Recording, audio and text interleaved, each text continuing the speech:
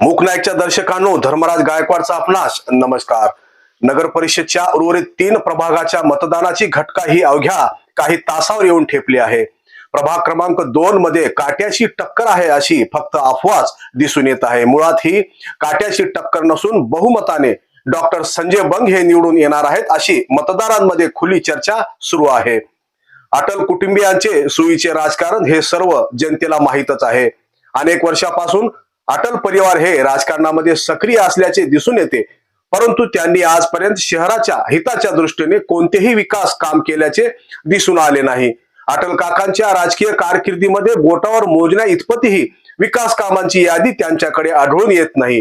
केवळ आणि केवळ व्यावसायिक दृष्टिकोनातून त्यांनी सोयीचे राजकारण केल्याची चर्चा आणि सत्तेत राहण्याचे फक्त पाहण्याचे काम केले अशी सुद्धा चर्चा या ठिकाणी दिसून येत आहे। सत्तेसोबत राहून त्यांनी आतापर्यंत फक्त स्वार्थ हितच साधला, परंतु आता मात्र मुलाच्या हट्टीपणामुळे का असेना त्यांनी सत्तेला झुगारून सत्तेच्या विरोधात दंड ठोपटले। या कृत्यामुळे त्यांच्या मुलाचा हट्टीपणा अंगलट येईल का अशी सुद्धा चर्चा राजकीय वर्तुळात केल्याची दिसून येत आहे।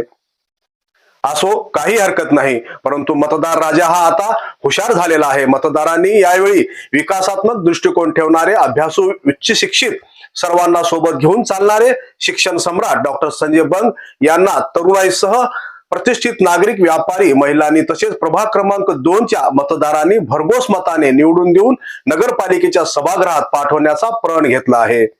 राज्याचे मंत्री तथा जिल्ह्याचे पालकमंत्री संजय राठोड यांच्या अथक प्रयत्नाने जर शिवसेना शिंदे गटाच्या नगराध्यक्ष पदासह बहुमतात उमेदवार निवडून आल्या तर निश्चितच डॉक्टर संजय बंग यांना उपाध्यक्षपदी संधी मिळेल आणि त्या संधीचं सोनं करत डॉक्टर संजय बंग हे दिग्रस शहराला न्याय देतील। शहराला आलेली अवकळा बदलून संपूर्ण शहर अत्याधुनिक करतील, सर्व प्राथमिक सुविधा देऊन सर्व समस्यांचे निराकरण करतील अशी अपेक्षा दिग्रस शहरातील सुजाण मतदारांना लागली आहे।